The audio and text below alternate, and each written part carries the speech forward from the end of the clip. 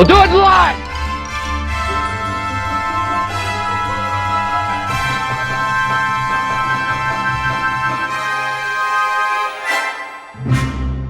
How about that, Paul? Fantastic. Isn't that great? That was... I keep thinking of I Dream of Jeannie when I hear that. I like it. Yeah. You know, you weren't afraid to admit to me that you used to watch that because you liked the genie. No, wasn't afraid at all. Yeah, who didn't? Oh, boys. That's crazy. So, hey, welcome to the folks that are on. Appreciate you joining. As always, it's awesome to have you here. So, in the if you're watching on YouTube, over on the right-hand side, there'll be a chat window. Feel free to jump in. You can see the comments, and everyone right now is saying hi, and I can see that. And our very own Hybrid likes that. He says, hey, what a cheerful jingle. Very cheerful. And I love that. Cheerful. Yeah. It is very cheerful. So like that, and feel free to join. And certainly part of this is going to be interactive. Paul and I do have agenda. I posted that earlier this week, kind of some of the things we're going to talk about. But certainly feel free to jump in and ask some questions. And at the end, Paul and I thought we'd just do a Q&A. And if you were really wondering, what is Paul's favorite cheese? Now would be the time to ask, because I've loosened him up for you for about 30 minutes now. He's to a point where he might share some personal stuff. If you've reached the end of your, interest level in life, maybe. Yeah, right. Paul, are you? Here you go. Are you drinking water too? Yeah, I am on water today. Sorry, it's just not 5 o'clock, and yeah, my wife's still working in the office. It's just not fair for me to, be walking around slobbering. We're all penned in here with our children too. I've got to keep up appearances. Right. Till 5 o'clock, then all. After that, who cares? So you were thinking Dream of Jeannie. Andrew was thinking it sounds a little bit like June Cleaver bustling around the house with pearls on, Andrew. With pearls on, I might add. Absolutely. That's kind of the impression I get as well. Well, we didn't get Leave It to Beaver in England, so yeah. But we did get I Dream of Jeannie. Yeah, well, enough said. Did you need... Speaking of, I'm representing today for Paul. I put this shirt on for Paul so everybody can see, GBR there, representing the Anglophile in me. Yeah, and I'm representing Old School. Am I leaning the right way? Wrong way. Yeah, the other way. Wrong way. Old School, Formula1blog.com. Old School, Formula1blog. There you go. Yeah, old shit. Exactly. So... they tried to stop us, but they can't stop me wearing my clothing. That's right. You paid for it, damn it. Thanks, Bernie. Exactly. Actually, no, sorry. Thanks, Liberty Media. Yeah, actually it was. Bernie was fine with it. It was Liberty that wasn't. Excellent. So, Paul, it is Friday afternoon. We are on a TPF Live, and I got to admit that it's been too far and few between since we've done a TPF Live for our Patreon supporters. Sure. And part of that reason is, it's crazy right now, and but we couldn't do it without our Patreon supporters.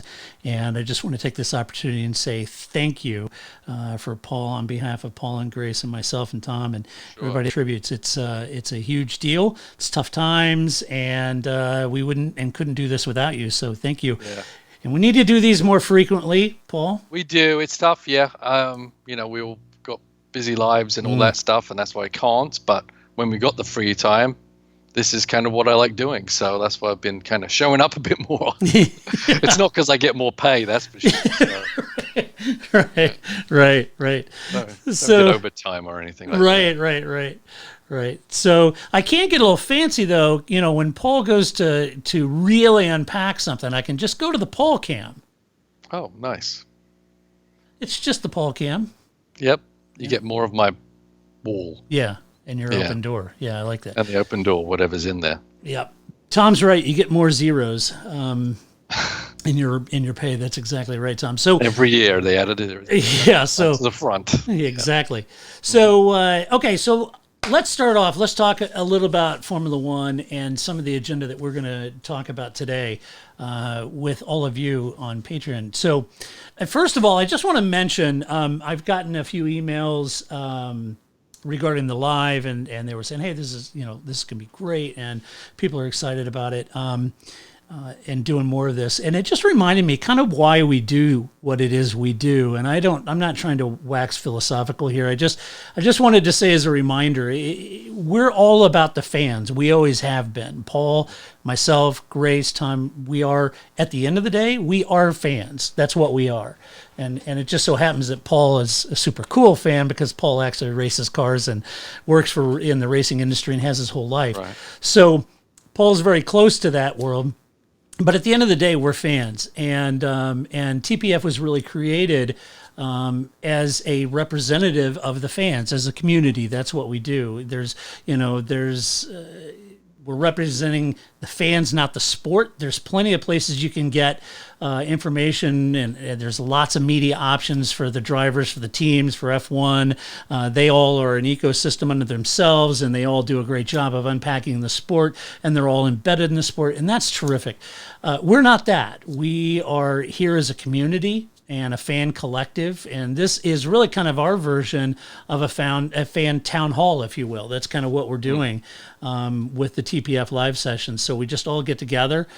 We get to share our thoughts and comments. So with that, I thought, Paul, the first thing we could do is just talk about everything's been shoved back. So these are the notes, by the way, everybody. I did make notes. I do print out notes.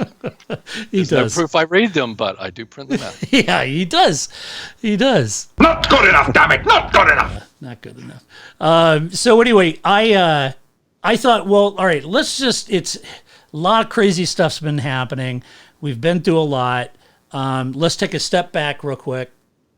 Let's talk about preseason again. Now that we're targeting July 5th and Austria is the first race of the season, let's just take a step back. Let's just remind ourselves what happened with testing and talk about that. To start off, Paul, we went into testing, and then when we entered testing, there were a few narratives and the proverbial, well, you really can't tell what program and fuel weights and all of that's true. Yeah. But at the end of the day, though, Paul, let's just take IMSA, for example. When you were down at Daytona, you were watching runs, testing, and all that. You didn't know what their chassis was set up, and you didn't know the fuel runs, but you guys are professionals. You know who looks pretty damn quick and who doesn't, Right. Yeah, you do. And, you got segment times you look at and things like that. Can you put two and two together? Also, when the drivers are out there, they can figure out who's strong and where they're strong. And if they're giving something up just to not show their hand, it's fairly obvious when you're out there on the track with them as well. So there's various different ways of doing it, but you still are just kind of guessing a little bit. But you try and make the best educated guess you can make. When everyone made a bold statement at preseason, it was always, of course, this might not mean anything, right? But right, it does mean something when you look at the big picture rather than the individual day picture or the individual lap picture. That's what you need to try and build some kind of semblance of where everyone was at. Right. And it does. It means that at the end of the day, we can all wax poetic and watch these test sessions go by, and I think it's more so because the people in the teams don't really talk a lot about individual other teams' programs because they're busy running their own program, but they do have people watching every single move of every single team. And they act like they don't, but they absolutely do. And they're watching every corner, every steering input. They're watching everything. And they pay photographers to take pictures and the whole thing. It is very competitive. So when they say, I think the media is one to say, for right reasons, they say, hey, Mercedes looks really quick, but who can really tell? And then they're sandbagging. But the reality of it is we came out of testing with a few narratives that we're looking at. From my standpoint, Paul, Mercedes once again looked really strong coming out of testing, although it must be said they did have some engine trouble, and that also manifests itself in some of its customer teams with that new engine. So there's a question mark, if you will, about some of the engine reliability. But the chassis itself, the driver input, everything looked really quick to me. Is that kind of how you saw it? Yeah, and reliability didn't seem to be a big question, and maybe that's why we're focused more on the Mercedes engine. Obviously, they've been pretty bulletproof over the past few years, and obviously they're being pushed harder every year as teams get closer and closer. So most cars got a lot of laps out there. So there was definitely something Mercedes were trying, but you know what? Mercedes were in a place of power to a degree where they've been so dominant over the several years. They feel like they can take a few chances here and there and take a look at things without getting behind in their schedule, right? If they're pushing a few things in the engine point, doesn't work, that's okay. We still have the most powerful engine, but we just wanted to try some things, and that's what preseason testing is for. But overall, reliability, I know we always put reliability as a big precursor to a team's success for the year, but most of the teams had pretty good reliability. So that wasn't like that's going to be the bugbear of any team at that point. It was pace. Yeah. And it's like Trevor said, has there ever been a season without a question about engine reliability recently that you can think of? And from my standpoint, Trevor, I don't recall, every season, obviously, Paul, that's critical. Even when you guys are testing the Aston Martin, it's a proven GT car, but engine reliability is always an issue. Especially in your world when you're doing endurance. So right, and everything's mileaged out and everything like that. But also, of course, as the engine rules keep changing. Before, when I first was involved, into Formula One in the '70s, they had 3 motors going in the car during a weekend. Now you have 3 motors for a whole season. So this reliability has changed, right? So you need to. So that's some of the things they're testing too is age of a motor. So that some of these engines we saw out there maybe popping off weren't fresh engines at all. It was maybe a reliability for the extension of the amount of time, amount of races that the engine had to run for in the season. Right. Yeah, that's exactly right. And thank you. And you like that endorsement? As if you needed my endorsement, Paul. Tom chimed in and said that Williams, the only potential concern, had a few issues in testing, but could be compared to the previous year. Wow. Right. Yeah. But Tom's right. It could have been a million different reasons. It may not have just been purely a Mercedes engine issue. It could have been something that Williams is working on in conjunction with engine. It's a complete unit, and for sure. Yeah. And unlike the previous year, Williams actually finished more races than anybody. Both cars. Right. I think. Yeah, although they were very, very slow. They were bulletproof. Williams' concern wasn't necessarily reliability; it was getting pace out of that car because they're not going to run for the championship, but they need to start scoring points, and they're going to have to start looking at. Hey, Paul, how you doing? They need to start looking at performing at certain races in the season to try and get points on the board, which is something they desperately couldn't do last year. Right. As we looked at other down the grid from other teams, you got Ferrari. They, to me, Paul, as counter to when you juxtapose it to 2019 and the testing for that, but it looked Ferrari were off the pace. Now there were a lot of people alleging that they're just sandbagging, that kind of thing. But Ferrari, even Matteo Binotto, I recall saying, no, we're not. We're literally off the pace from Mercedes and Red Bull. And there was certainly a lot of concern coming out of testing. I didn't get a sense that it was sandbagging. I got a sense from Vettel, from Leclerc, from Binotto, from other people that had seen the team. There's legitimate concerns at Ferrari. Right. Yep. But it's and the year before they were killing everyone in testing, right? And then they came out on the back foot. So did they have a different approach? I don't know. But as you say, everyone's playing games, not just in how they're running the car out there, also in the words they say. And these, as we've seen in the Netflix show, everyone gets together and has a discussion. Yeah. So everyone should be on the same page. So even though, yeah, it sounds like, well, we've heard it from everyone at Ferrari. Well, they have a meeting every day to discuss what they actually want everyone to hear. Yeah. That's why I was like hoping there was some form or fashion during preseason testing where you had to do something to show your pure pace right at the end, Right. whether it be where you are in the pit lane, some added bonuses during the season, free shipping, upgrades to first class. I don't know. But it would be nice to put something on the line on those last couple of days of testing to make people have to show their cards a little bit. Yeah, Andrew asked a question. He said, regardless of the reliability, how much is down to the power plant and how much is down to the installation/packaging? And is the power plant always the same from manufacturer to manufacturer? For example, all Ferrari engine packages have the same MGU, IC, turbo, etc., or are there variations? I think the answer to that, and correct me if I'm wrong on this, Paul, they're all the same. So Correct. when you buy a Ferrari engine gearbox, it comes with the same MGU, IC, everything is a complete package. Yeah, absolutely.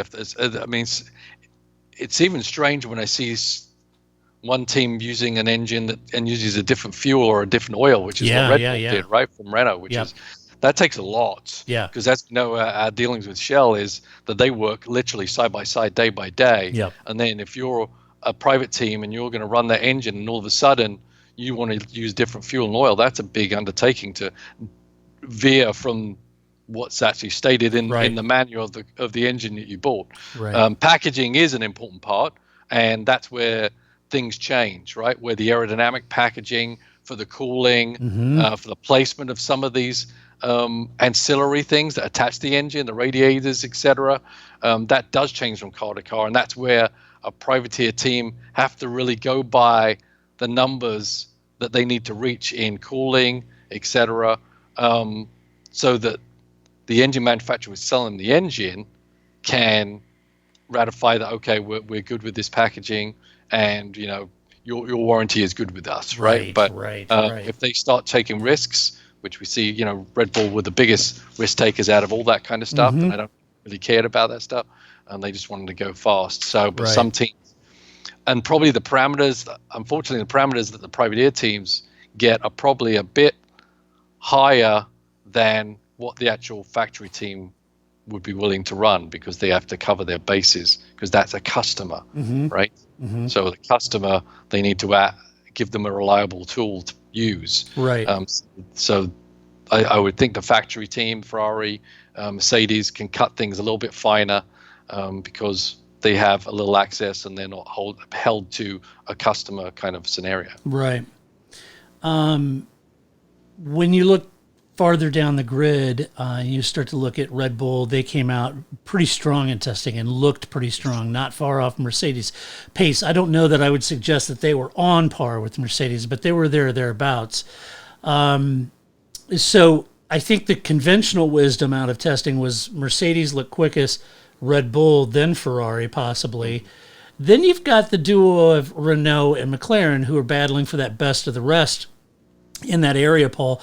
Renault's first test session, they had some issues for that first test session, but they did rebound coming out of the second test session and were right there with McLaren on pace in that second one. So, they made. Or was ground. that Cyril trying to save his job and throwing some glory laps down? Yeah, right?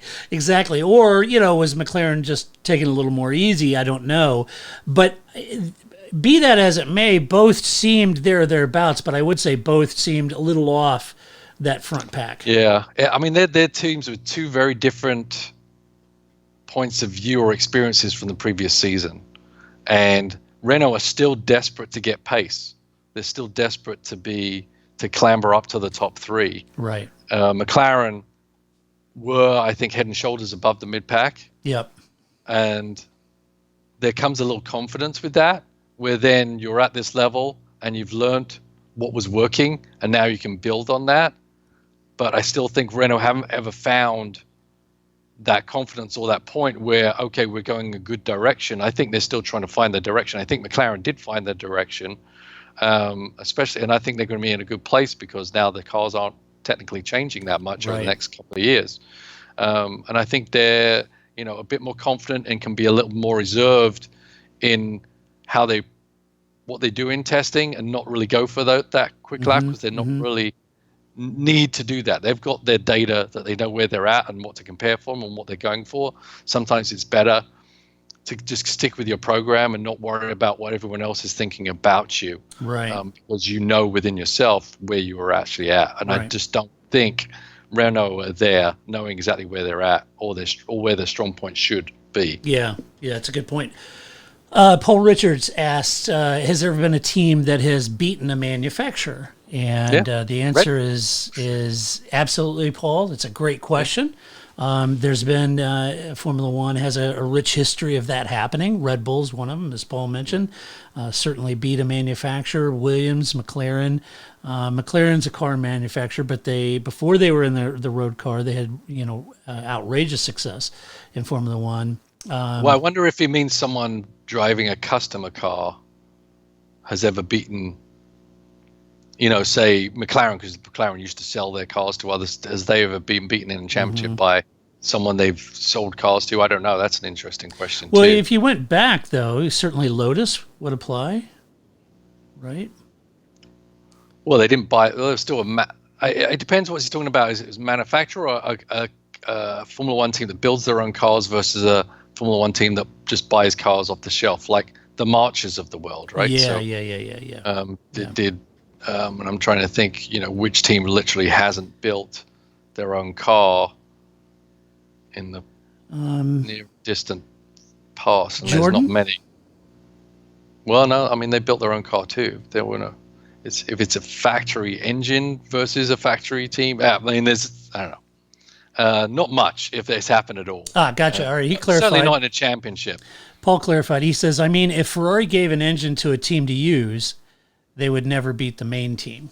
Right. So it's an engine. Yeah. So you're right. Maybe Jordan with the Honda engine when they did that. Right. I don't think anyone's had a Ferrari engine except Ferrari that's even been close to them, quite honestly. Tom says McLaren beat Merck before they got to the top of it. Red Bull beat Renault based on that.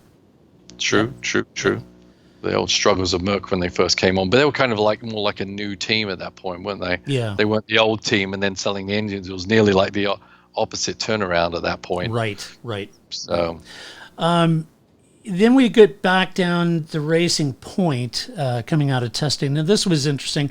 Racing Point looked surprisingly quick and perhaps not so surprising when you consider that they were the pink Mercedes, as they were called.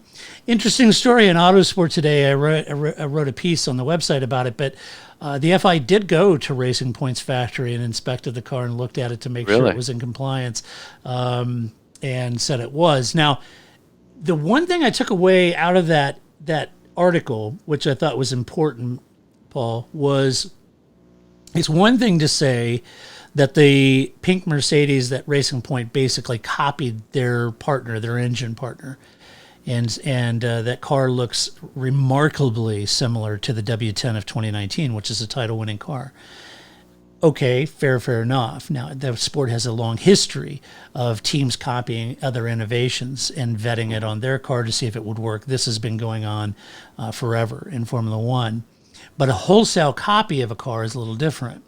And that's what there were some threats of legal action. Certainly Renault made that threat in Australia, saying they may lodge a complaint because they've got a carbon copy of a Mercedes. Now, but oddly, not from Mercedes. Yeah, right. Now, it's interesting because Racing Point's technical director said it's not the case. What the case is that Racing Point, before it was Racing Point and before it was bought by Lawrence Stroll, it was Force India. And every year was basically just evolving and developing the car because they didn't have the money to start over at a white blank sheet. And that last year, this year's car in 2020 is the first complete new car under Lawrence Stroll's ownership. And the directive there wasn't just evolve the Force India chassis. The directive was, no, let's start from new. Let's design a new car. And it's a white sheet of paper. And he said this is the first time in a long time they've been able to do that. And given that directive that we could start with a white sheet of paper, look, Mercedes is our partner. this is their gearbox, and we have to design around how to fit that gearbox, how to fit that engine around a chassis, and that's what we ended up with. I think, Paul, if you and I owned Racing Point, it would be difficult for us not to take some key design elements that make that Mercedes engine gearbox package work so well. Yeah, I mean, you have to understand it first, obviously, and we've heard that from people like Gary Anderson. One thing, looking at something and copying it, you have to understand it for the whole package to work together. I don't think it's a coincidence that Lawrence and Toto are good friends either. I'm sure it's more than them taking photos and just copying their deal. I would imagine that some information kind of got put under the table and passed along over a cup of coffee. Yeah. Not all of it, though. No.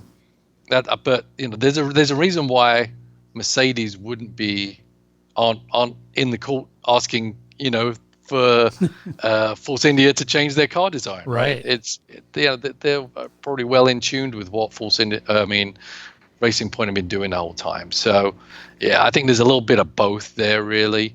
But when they buy all this parts off the shelf, it does make absolute sense to try and make their car similar to the car that's basically destroying everybody else out there. Right. And this isn't the first time that's done it anyway. If you're, my favorite manufacturer team from the 70s were Arrows when they came out. That was a whole big deal because they basically took the guy from Shadow came over and then redesigned the same Shadow and made it an Arrows, and they got to race it one race, and then he had to completely redesign a whole new car for the next race because Shadow took him to court for stealing all of the design, really.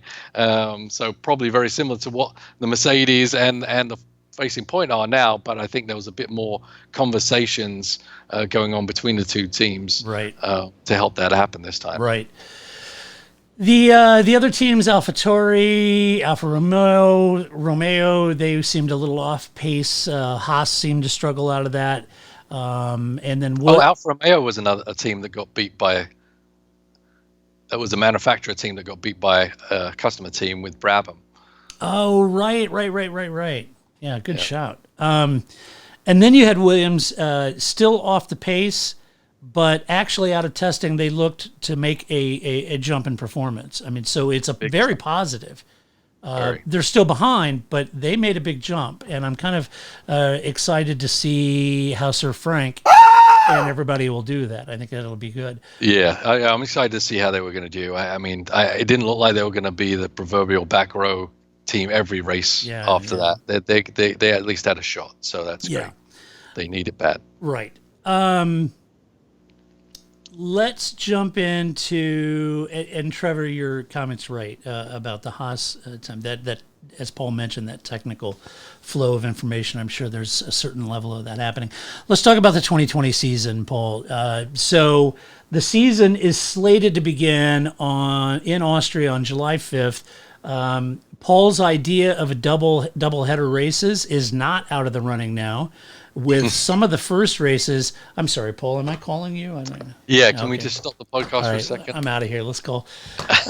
Let's discuss this before we answer it. So first of all, Paul's idea of back-to-back races or double headers is not off the table, as we found out in an interview released today. Autosport ran a piece on it. It talked about running consecutive races back-to-back, and Austria potentially being the first of that. And if I'm Red Bull, I'm really liking that idea because I typically do well at the home circuit. And if I could run 2 of the remaining 15 races in this compressed season, and I can run 2 of those at my circuit, that's pretty good. If I'm Red Bull, I'm pretty happy. But let me read you Ross Braun's comment, and then we'll talk about it, Paul. Ross said this. He said, quote, "One of the logistical challenges is getting everyone tested and cleared to enter the paddock and enter a racing environment. And I think once we do that, it's very attractive to keep everyone in that environment within that kind of biosphere that we want to create for another race. It's also pretty challenging to find the right sort of races early on where we can control that environment well enough. Austria fits that bill very well. It's got a local airport, right next to the circuit where people can charter planes into. It's not too close to a metropolis. It has a great infrastructure around it. There will be no motorhomes, but there will be full catering facility laid on that the circuit has, and we can basically contain everyone within that environment. Therefore, once we're there, it's very appealing, or it's appealing to have another race the following weekend, end quote. So Paul, this boils down to, his biosphere comment of saying, if we fly everyone in and we fly them right there to that airport right next to the circuit, we bring the teams and the paddock in, we test everybody, and then it's real appealing just to keep them there because the airport's right there. We can get in and out. We're not going to a big metropolis. We're not in and out amongst the people. We're just kind of in this little biosphere or ecosystem, I might add, and we could keep it. But the challenge here, Paul, is what do you do once they're there for 2 weeks, right? Yeah, got movie night. I don't know. Bingo. I don't know. Yeah, I mean, they have to keep them on lockdown, obviously. But, is that any different than where we're at right now? I mean, everyone's in lockdown right now. I don't think it's going to be that foreign to anyone, really. Right. To get out there. As I say, I still, we're trying to cut budgets. I still think cutting budgets further would be having 2 races a weekend. I still think it's possible.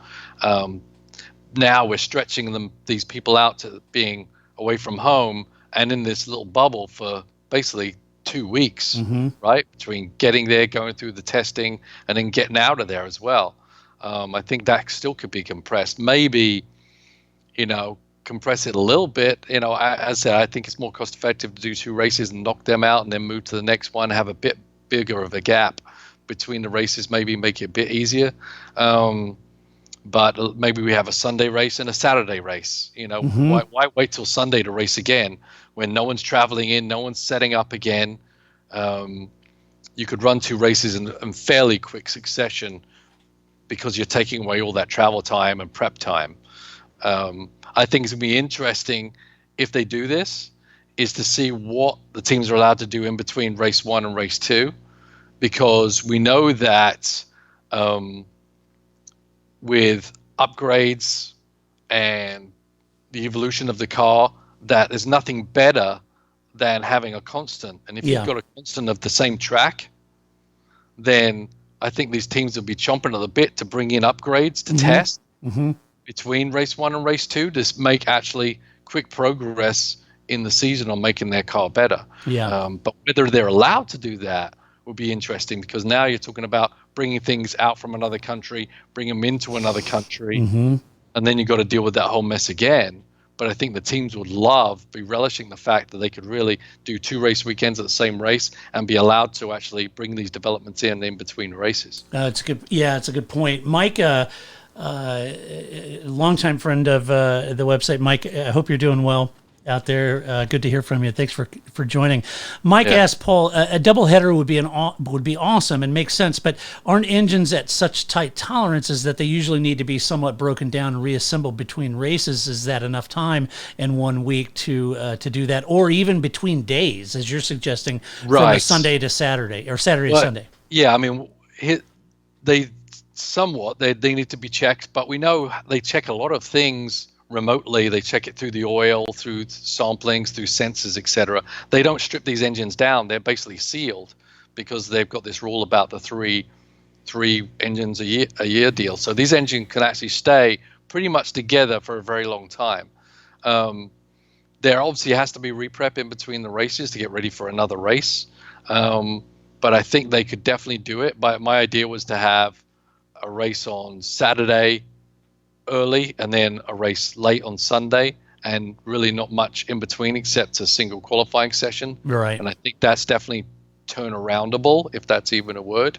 It's not, but I'm going to roll with it. Yeah, but I mean, these engines are built to last a third of the season, so they definitely should last over 3 days without needing too much attention. Yeah. And the question then becomes, Paul, if it is a compressed season, do they make a change to the amount? There's 3 engines for 22 races. Now there's 3 engines for 15. Do they drop that to 2? I hope not. Yeah, me too. Yeah, me too. Yeah, we have enough drama, right? Yeah, we don't need enough. Yeah, Yeah. because We don't need a bunch of grid penalties for bad engines because you only got two. At this point, we need the best season you can get. right. And another thing I had with the double race weekend was have a spare car there also.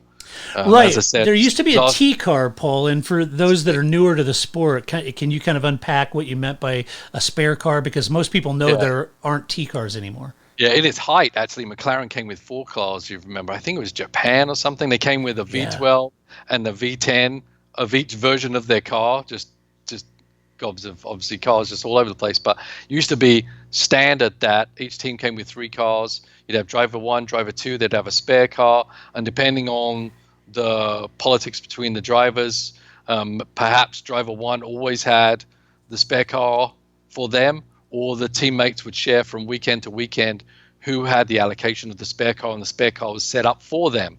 But even so, if the other person that the spare car was set up for them didn't need the spare car, if there was an accident at the beginning of the race, they would still be able to change the pedals, etc., and get it ready for the other driver to jump in to try and get out on the grid. So ultimately what Formula One teams have to bring with them right now is a spare tub and all the ancillaries and everything that you could have a spare car. They're just not allowed to have it with easy access.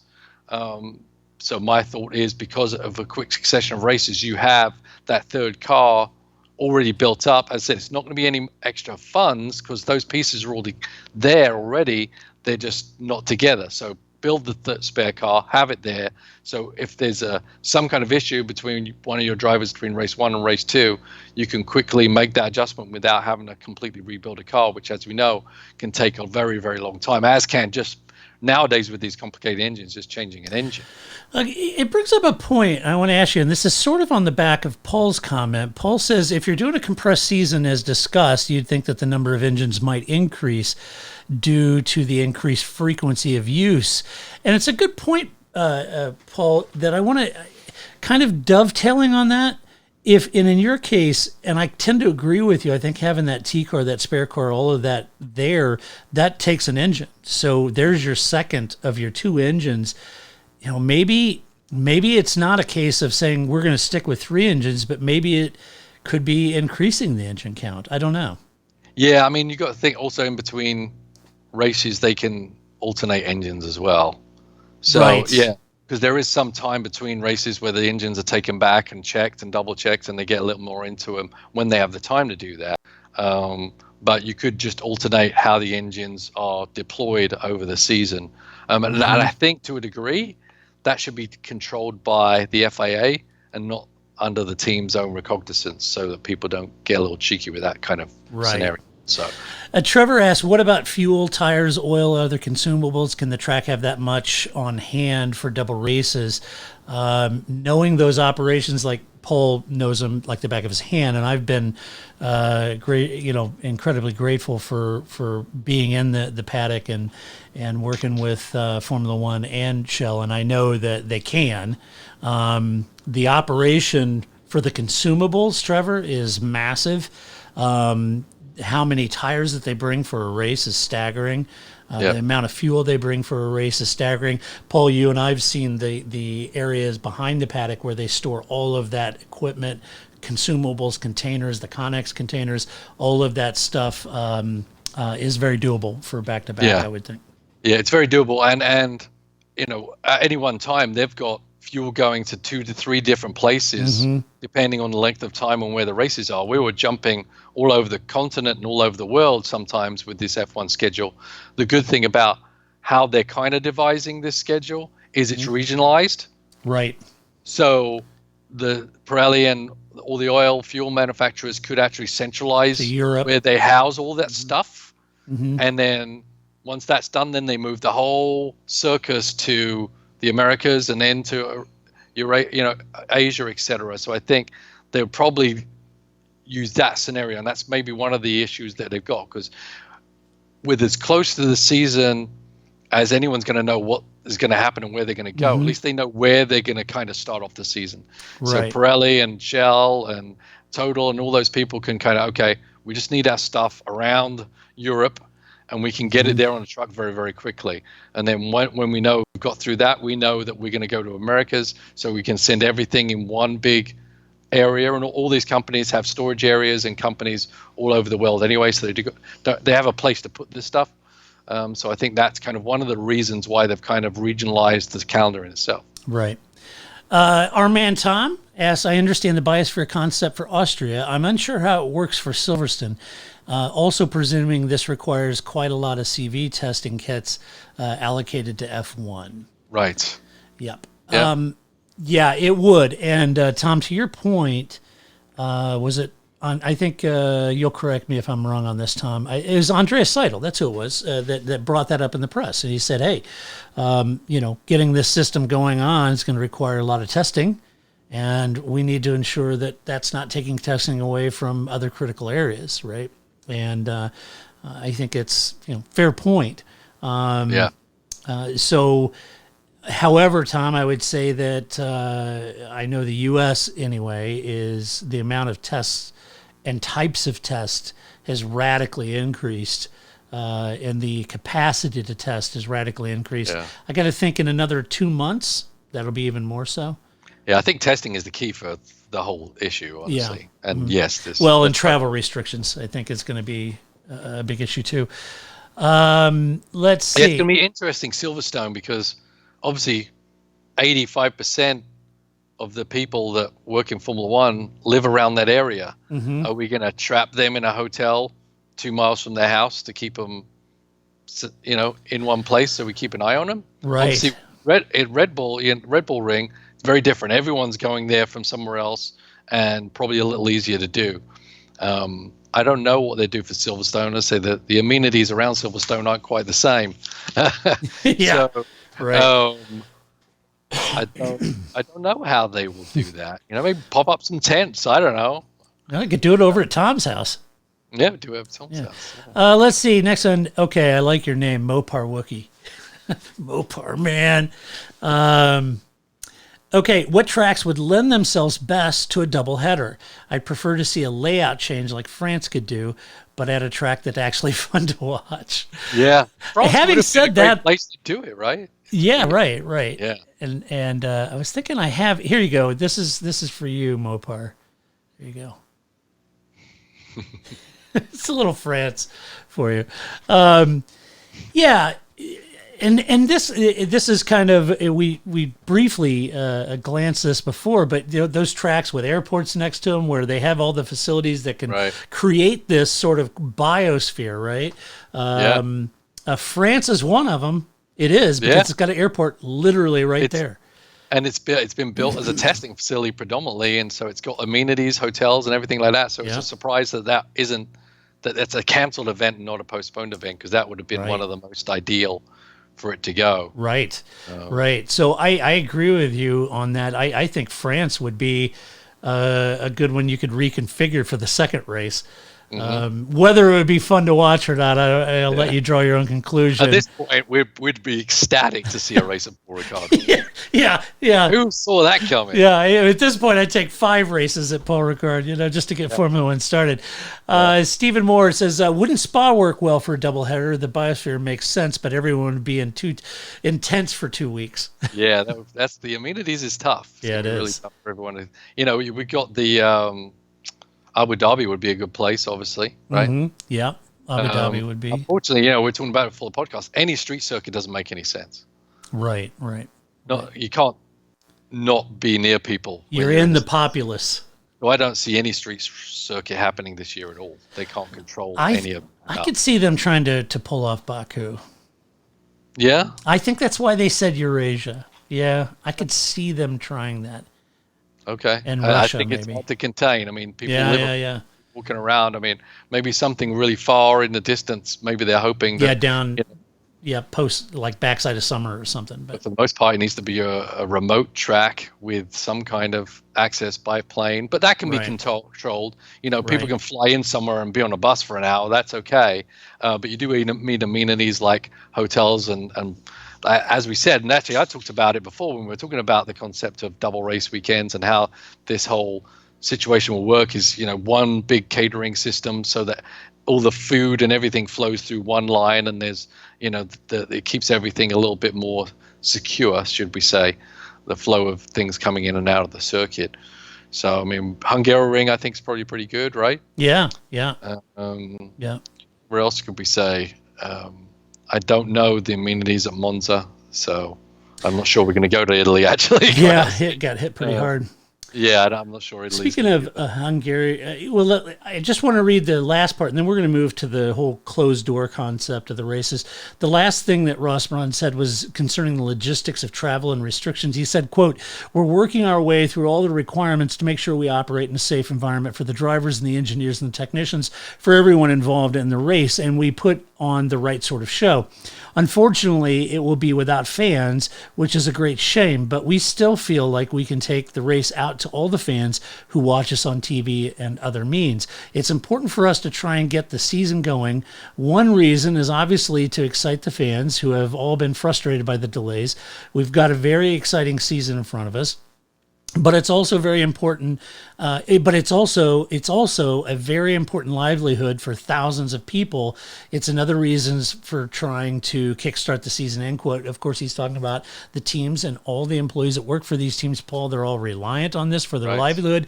These jobs provide for family, for children, and it's no different than any other business or any other industry or vertical that you want to think of out there right now, whether it's the airline industry or the food service industry, whatever it might be. It's the same for everyone, and F1's no different. Yeah, it's going to be interesting what happens, because it seems like NASCAR is going to have the first motor race. I didn't see. When are they? They're going to do 2 races, I think, at Darlington first. Oh, okay.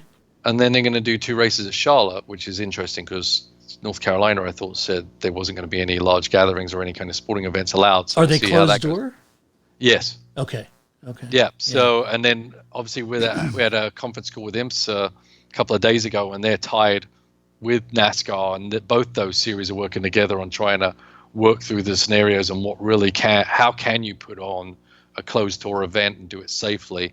But NASCAR is going to be the first guinea pig, so let's hope they don't mess it all up. Yeah, right. Right. Yeah, other tracks, I think Barcelona might work. Hockenheim would work for sure. Trevor said he wouldn't mind seeing 2 races at COTA. I think COTA would work, actually. COTA could work. There's hotels super close to there. And the airport's closer to the track. Our airport is right outside. It's 5 minutes from the track. Yeah, because when I fly into COTA, we literally, fly over the track. So I think COTA would work real well, too. So that might be good. Let's talk about... Yeah, let's talk about closed doors for a minute. So there's no doubt that the initial races may be behind closed doors at this point, and I've read several ideas on how this would work, but how do tracks make money or cover costs? Is F1 relinquishing the hosting fees or making a serious reduction in the sanctioning fees? And if so, I'm not 100% sure of all the revenue streams these tracks may have available to them in this configuration. There's no doubt that F1's recent stock move was to generate cash to cover losses, but perhaps they've done the math and they know that, hey, no race fees from these, no sanctioning fees, that's fine. We'll waive that. But what it does do, Paul, is we're not going to charge Austria the typical sanctioning fees of 20 million or whatever. And we realize we're going to do that. But what it does do is gives us access to the biggest revenue stream we have, which is broadcasting. And if we can put on 15 closed door races, no sanctioning fees at all for the tracks, and even if we had to pay the tracks a little bit to cover some of their costs, we're going to get that broadcast money, and that's worth around $600 million, right? Yep. Yeah, I mean, there's no way the tracks are paying any kind of sanctioning fee at all. I used to work at Sonoma, and there was various, which had NASCAR, had drag racing, had IndyCar, had World Touring Cars at some point, and all of those they had to pay sanctioning fees for, but not all of those events were actually money-making prospects. Some of those were there purely to raise the level of the track, and therefore then people would come and rent the track and do testing there, etc. So it was more like a loss leader to get the tracks, keep the track on the map. Definitely IndyCar wasn't a big moneymaker for Sonoma, but it did keep them on the map in, with some of the highest level of motor racing in the country. But if you can't get fans through the door, you're not going to be paying any kind of fee whatsoever. So I think there's either some kind of revenue sharing issue, or purely Formula One is just going to pay for the use of the track like any other track renter, and that's why Hockenheim suddenly popped up again, right? Right. It's like, we can't put on a race, we can't sell enough tickets, we don't make enough money and the exorbitant fees. But hey, if it's a track rental, and there's a chance for us to actually make money rather than lose money, all the tracks will be chomping a bit to host an F1 race in that scenario. So it depends on, if Formula One does kick off fairly early, then there's going to be even larger revenue from eyes on the races, right? Because who knows when. It's, I think, more difficult for the stick and ball sports of the world to get going again because of the close contact between players. And motor racing lends itself a lot more to a visual on TV. There's a lot more fan atmosphere. There's fan atmosphere, obviously, at Formula One race for sure. But some of these baseball and basketball, where literally the fans are right up against behind the players, it's a massive part of the game and the ambiance when you're even watching it on TV. And what they lose, I agree with you, because the complexity of having all those fans there, given current situation. But on the Formula One side, the infrastructure it takes, the amount of people it takes to actually put a race on, is bigger than stick and ball sports. So that, going back to the biosphere comment, I'm trying to in number, but not necessarily in area. Right. Right. I mean, it's a little basketball arena can fit 20,000 people, and I don't know how many people they're thinking about for a Formula One race, but it's spread out over a very large area, and I think a lot of that stuff can be monitored. Definitely 6 foot away, right? Right. Scott Nunn says, wow, if only F1 had a working app where you could watch a race live with lots of extras, like managing in-car cameras, etc. Never happened. Yeah, that's a novel idea, Scott. What are you thinking? You asked too much. Do you think, like, to if they get basketball going or something, they'll make the players wear like head cams? Yeah. So you've got more visual content to get excited about. Yeah, that'd be perfect. I like it. The closed door thing, that'll be interesting. Most of us watch F1 on TV. That's, if you go to a race or two, you're lucky. Most of us watch it on TV, so it's no change to me whether there's people in seats or not. And I think that's what Paul's alluding to. I think it's a little easier. There's even talk about, even I think the NASCAR event or something, them superimposing a crowd into the grandstands. And normally, we've had Heineken all over the front straight, and Say Hi to Bernie all over the place. I'm sure they can manage a way to do it, and maybe that's all we need. When we're watching on TV, we don't speak to those people. We just see something bristling in the background out in the atmosphere. It may just work enough. So hell, we're watching sim racing now with fake people, so fake cars and everything. So a few fake people, fake Chinese school kids in the background, I think is okay too. Yeah. If that was the strategy, Paul, Tom says they'd have the biggest NASCAR crowd in years. Yeah. That's probably true. There's a reason why they put different colors. Each seat is a different color at Daytona. Daytona is a great example of that. Else you see the big blank of gray. Yeah.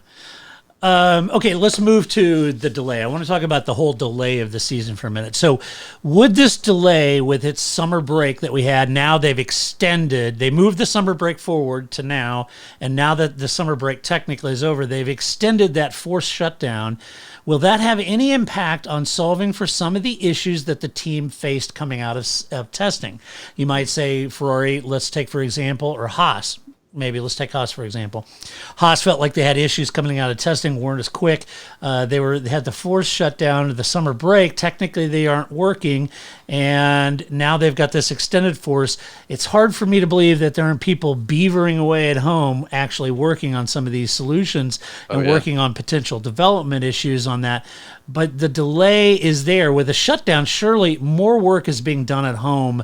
But given the focus of some of the teams, for example, you'd say, well, would Haas be at home, Paul, beavering away trying to solve their problems out of testing while they have this extended time?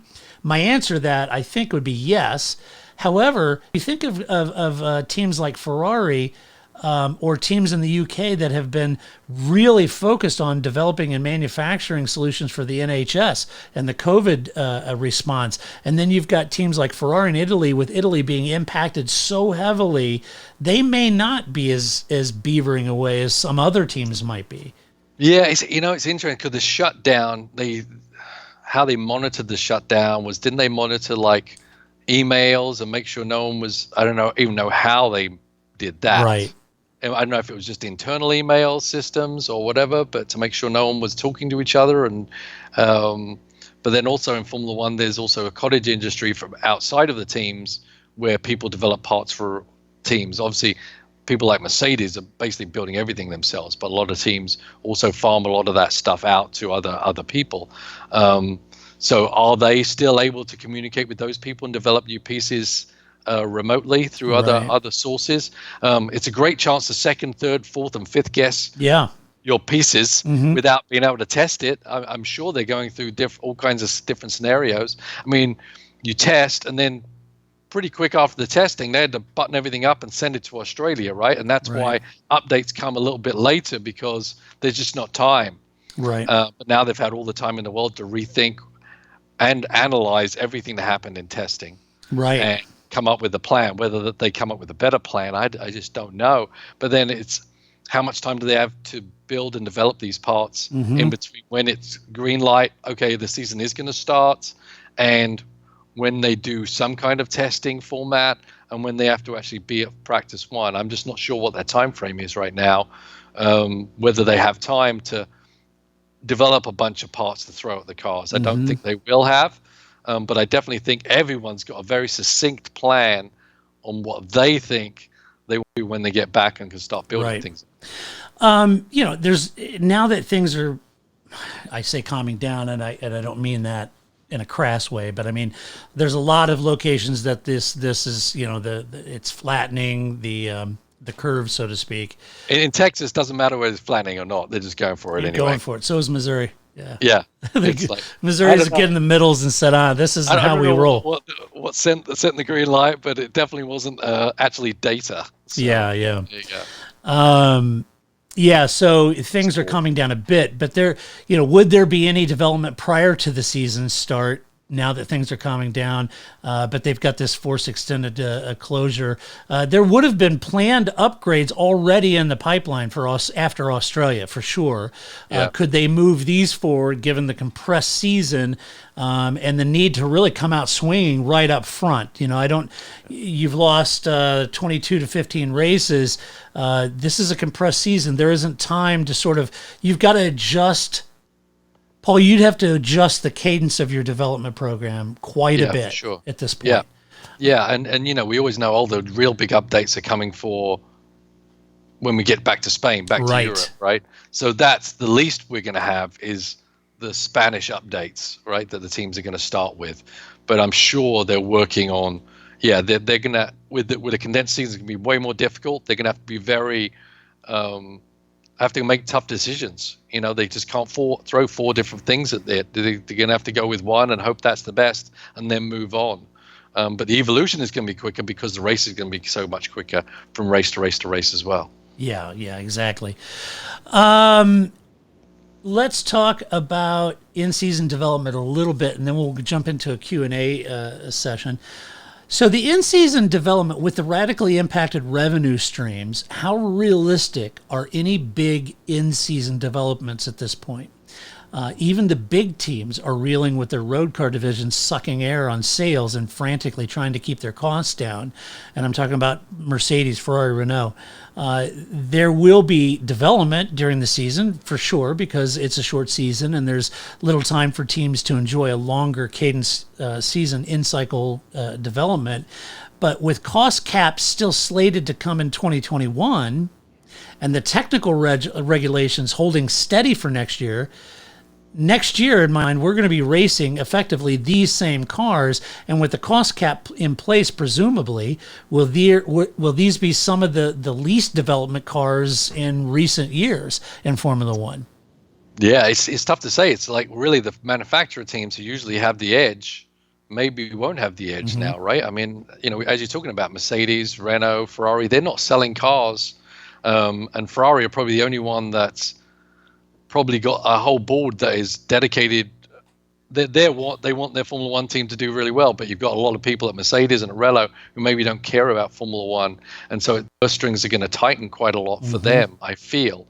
And as you say, the cost cap comes in next year, but teams like Ferrari, I mean, they're looking already to 2022, right? And that's where the resources are going to go, probably, I would think, because they need to spend that money and that development now, because it's going to be, around their throat by it comes next year. Right, exactly. Yes, it's be interesting how they play that game, but I think the big manufacturers teams are going to be really under the call of the board of directors a lot more than some of the smaller teams, which are just reliant on their own insular self, their sponsors, etc. Maybe they've got actually more freedom compared to the top teams. Yeah, I think keep your eye on this, because I think the development war, which has always been a real game changer for the big teams versus the mid cap teams, I think this is going to be an issue.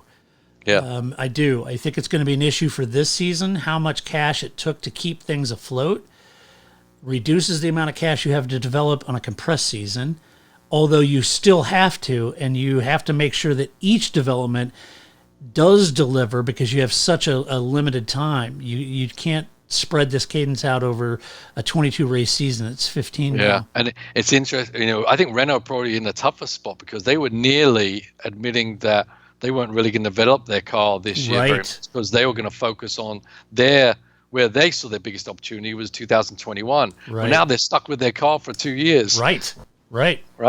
So yeah, it's exactly right. It's going to be tough, and I think this is going to be.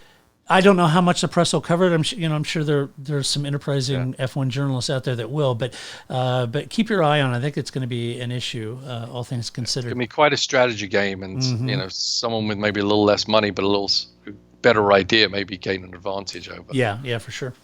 Okay, those are the things I wanted to cover. But we certainly don't have to stop at those topics. There's other topics that may be on your mind. If there are, feel free. We'll open it up. And they can be about anything, folks, anything you want to talk about. And if there's no questions, that's fine. We'll end, and you can enjoy the balance of your day. But I would be remiss in not opening up this to our Patreon supporters and offering a Q&A. So feel free to go into the chat section on YouTube and type in any questions you're dying to know about Paul. I have lots of questions about Paul. And every time I just say no comment. Right. I have lots of comments about that Paul guy. Like this one, Paul. You remember when you bought that Leo Castelli car when you and I went and looked at it? Yeah. My ass on that thing. Yeah. You bought that car, and you got Legos in the end underneath. Right. That was awesome. Oh, by the way, be sure on this YouTube channel, this is our YouTube, be sure to subscribe and hit the notification bell too, to make sure when we do these or we post videos for our podcast, which I think Paul and Grace and I have agreed that we'll just go ahead and record them and throw the video up too. So if you like watching those, I don't know if anybody does, but if you do, you'll be notified. What color shirt we should wear each time. Yeah, exactly. Very important. It's very important. Yes. Yeah. Let's see. Question time. Here we go. Mike, thanks for your questions. Paul, what are the Heart of Racing so far, you think? How has it gone? I'm not sure the question. Heart of Racing plans is what he means. What's the plans? Yes. Here, let me follow up. He's got to follow up. He says Heart of Racing plans, I mean, we're sitting there monitoring the system. We're in conference calls with IMSA twice every 2 weeks. Basically what happened after Daytona, obviously we had a crash. So we had to fix that car. We'd set out our car. We had two cars. One was taken apart as spares car, so to speak, in large spares. So that if you do the 24 hours of Daytona or you do the 12 hours of Sebring, if you need to change the corner, you can change it. After that, the plan was to turn that second car back into a full car. So during this time, that's what they've actually been doing. And that's kind of going to be a test car, so to speak, or a spare car at the races.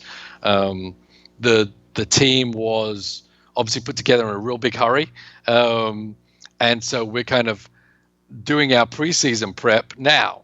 So if guys have had a lot to do. We're prepping out. We only got the trailer like 2 days before Daytona, so now we've been kitting out the trailer the way we want it, building all the pieces, the spare body parts, etc., building all the carts and trolleys and all this kind of stuff to make it easier for us to function during a weekend. So basically just building the team and making it into a proper team rather than just a bunch of people thrown together and let's go racing at Daytona, which is kind of what happened. I thought we did it fairly well, but now everything is kind of in place for us to be more than prepared for when the season kicks in, which, just like Formula One, will be in quick succession. So we got to be ready for that. Right. Yes, Trevor says, I see the plaque on the wall. It's right here. That is the For some awesome. reason I can't hear you, Todd. Oh, sorry. Hold on.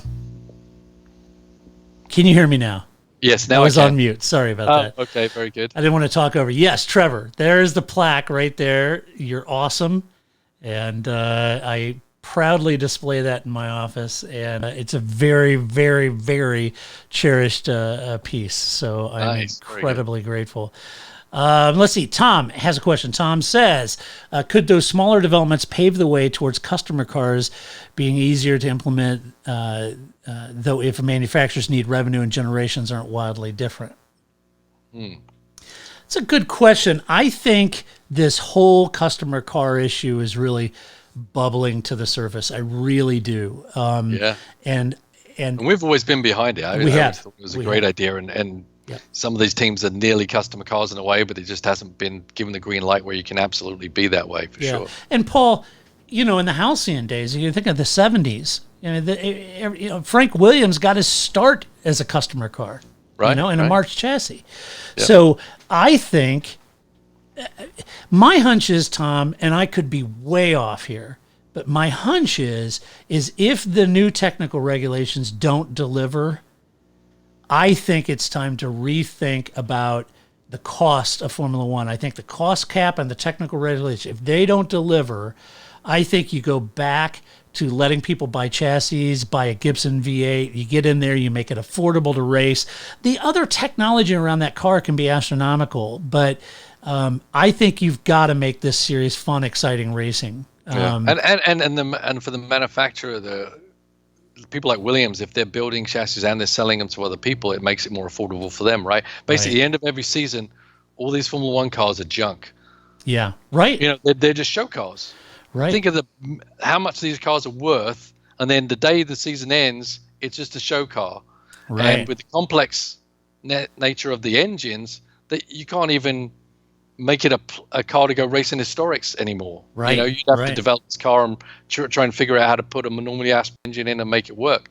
But now the cars are too complicated to even just pass off as some rich guy's plaything in the future. So making value for the car they build and knowing at the end of the year they then can get some revenue back from it, I think is huge, and and it makes it a lot easier for other teams to come into the sport and build the sport up. I don't see a downside into it other than the top teams not wanting it to happen. Yeah, exactly. Let's see. Paul Richards, Todd, what's that British rugby polo? Yeah, I was just saying earlier, so this is, I got the flag there. I said, Paul, I wore this. It's number 5. I got this shirt because I love it, because this is Jim Clark, Lotus 49. And I love this shirt, and it's got that, and on the back it says Great Britain. It's fabulous. So I told Paul I wore this just for him. Anytime I can celebrate, who Paul is a English chap, I always do it. Very good. And then he asked me for loaning him some money, but right. Paul gets sick of my Anglophile attitude from time to time. He gets sick. All right, give it a rest. Yes, we're English. No, I didn't talk to the Queen today. No, I didn't have crumpets. Right. Paul's like, yeah, our Navy dominated the world. Yes, we invented the modern world. And I said, no, the Scots invented the modern world, partner. Yes, they did. So Paul and I are both Scottish heritage, by the way. So anyway, great question, Paul Richards. That's my shirt. Let's see. Regarding the car you bought, he says it looks like a lowered tractor. The picture that I showed. Oh, of yeah. It's true, but all those old cars like that, they were all based on. Remember the whole era with the aero engines? That basically are airplane engines, and they were tractor chassis practically back in that day. Let's see. Paul asked, "Would it have been better to run a super season of more than a year than trying to compress the season?" And Paul, there was initial talks about doing that, but for whatever reason, they didn't feel that was going to work. Yeah, I'm not sure. I mean, I think they really didn't want to have that long a season going into a super season. I didn't like the idea of it. I like the individual championships, and if you can do it, I say do it. Even if the pure races aren't going to be the proper schedule or whatever, I'd much rather see two separate seasons completely. For people, for cars development for drivers like Lewis Hamilton, etc. Now it's going to take him a year and a half to win his 7th championship. Yeah, I think if you can keep the season split, do it. As we saw with WEC, the super season didn't last too long. They were already kicked that one to the curb. Right.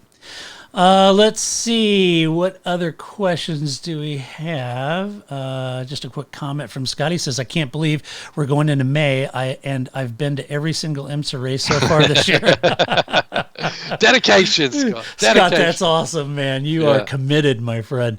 Yeah, I got in 2 races. I was at Daytona, and then I was at the first race for SRO there at Coda. So I actually got 2 races in. You got 2 in. Yeah, that's right. Yeah. Mike's a little bit of controversy, Paul. Your airborne Ford is missing off the wall. Well, that's good. I figured I'd change it up for everybody. I've got a lot of stuff. I'll just put you that way. And so today I put up some different pictures. So I got a picture. I don't know if I can get close. So you got Nige? Yep. So I got Nige there. Okay, tell them the history of that picture, though. So Nige, that's drawn and colored by. I'm trying to get the picture right. I can't work my way backwards there. So that's Nige, and that was drawn by John Rutherford, who's a really good friend of mine, and he's the son of Johnny Rutherford, the race car driver. The ultimate time. And your friend John is a driver too. I rode with him. Lanix, etc. Yeah, you rode with him as well. And then the other one is Bullet, the movie poster for Bullet. Nice. So, good. And I do a lot of stuff with Ford, so Bullet has a good stuff. So I'm going to try and change it up every time I'm on here, and eventually I'll get through it. But I've got a long way to go, I promise you. That's awesome. Yeah. Polonius says, "Todd, when are you going to play a little axe for us?" Yeah, well, I've got a couple of them there, and I've got a lot more over there. Boxes back there? You still ordering new guitars? What's going on back there? I got pieces and parts. I buy pieces and parts and make guitars and stuff. So yeah, I got a lot of Strats over there, and one of these days, I think everybody would leave the actual call if I fired up a guitar and played anything. But well, if you played The Chain by Fleetwood Mac, most English people at least. Yeah, they probably would. They'd probably stay for that. Let's see. Let's see. I'm going to find another one here. Hybrid 461. In your opinion, what's worse, DRS or Formula E fan boost?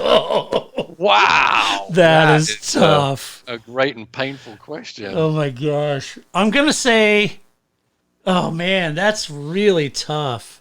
I'm gonna say fan boost. Fan boost.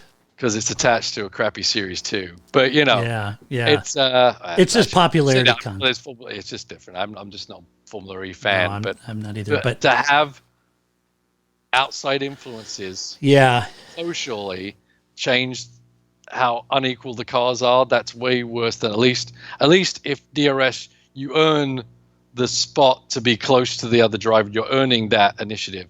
The other thing, it's just a social popularity contest, and I don't see any part of that in sport at all. No. At least in the outcome of sport. It can be before or after sport, but not forming the outcome of a race. Yeah, exactly. Yeah. That's exactly right. He said it's fan boost. Outside influence of race is not good. You're exactly right. I would agree with that. And to clarify, I fully endorse the Formula E series. I'm happy. I'm not a fan of it. I don't watch it, but I'm glad it's there. And I wish they would take all of that electric EV stuff over to that series where it truly belongs and keep it out of my damn sport, F1. Yeah. I don't mind hybrids, but the degree they've taken it. I just think they're too expensive. It may be relevant for road car manufacturers who are pouring money into the sport, and I get that. But I maintain without Mercedes or Ferrari, any of those, you could still pull in customer cars. You could pull in customer engine manufacturers like Gibson, Mechachrome, any of those, Cosworth, any of those, and put on great racing. I'm not worried about that. So anyway, good point there. Let's see. Paul, what are you saying here? Okay, before you go showing things, you might want to get the desk lamp so we can see better. Oh, you're talking about Paul's lack of light in his room. Gotcha. Yeah, I don't like a little light on my face. No, he's a bit of a vampire then. Yeah. Next Yeah. time, I'll just have a whole bright light, irrigation light next time. But All right, so Trevor says, okay, keep only one, mandatory blue flags or rotating stewards. rotating stewards. Yes. Yeah, I would agree with you on that one. Okay. These are great scenarios, man. They are. They're terrific. Yeah. Do you think we will ever see another tire war or refueling come back? That's a great question. Yeah. I see a tire war coming back. I don't see refueling coming back. You don't? I don't. Yeah. No. It's more cost. Everyone says it's more dangerous. I mean, it's a hard sell, right? Mm-hmm. But here's my thing, though, Paul. I'm okay with the no refueling. The reason I would want refueling is it adds more element of anything can happen in a pit stop. I tend to think I would rather see, other than refueling, I would rather see a tire war and fewer people in a pit stop. And the reason I say that is bring back a tire war or different tires or not. I would just prefer not having sub 2 second pit stops. Yeah. Because there's not enough delta there to make a real impact either way. And you're neutering the reason that they have pit stops for HD tires. Because if every pit stop is basically 2 seconds, doesn't really matter. What I would rather have is a longer 8 second pit stop. The less people, the more variation in pit stops. The more variation. There'll be. Yes. And then pit stops become a critical element again. And that's what the fuel refueling got you. Some people put more fuel, it took longer. Some people short fueled, but it added more to the strategy. I know the drivers like the less fuel because obviously a Formula One car that's fueled for an hour and a half race is not a fun thing to drive at the beginning of the race, and then they're managing the tires, and you're driving a sloppy car at the beginning. I get it, and that's why all of the drivers wanted refueling because they want to drive a qualifying car every lap, right? Right. So I don't know. I mean, I don't mind the idea of refueling if there was a limit to how many refueling stops you could make. Maybe it's once a race or something like that.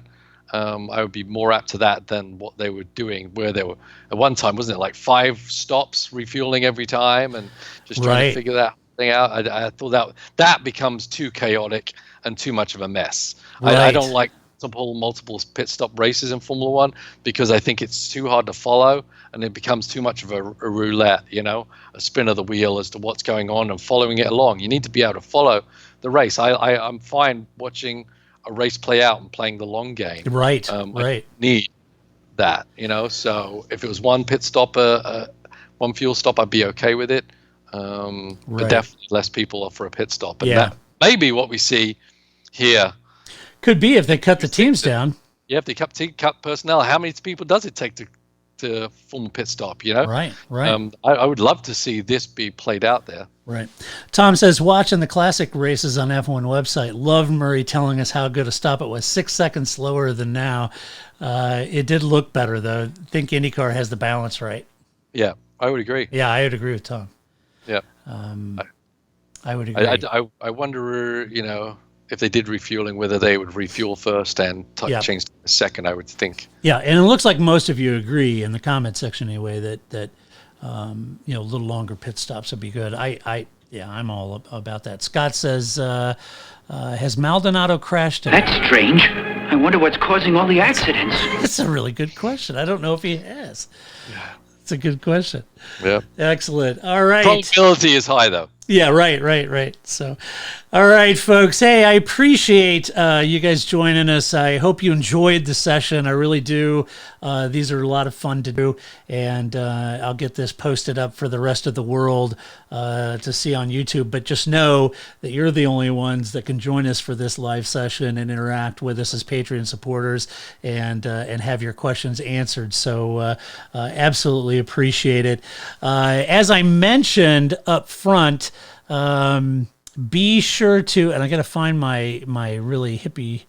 There you go. Be sure to subscribe and click the notification bell, and then you'll know whenever we post videos for sure. That would be great to do.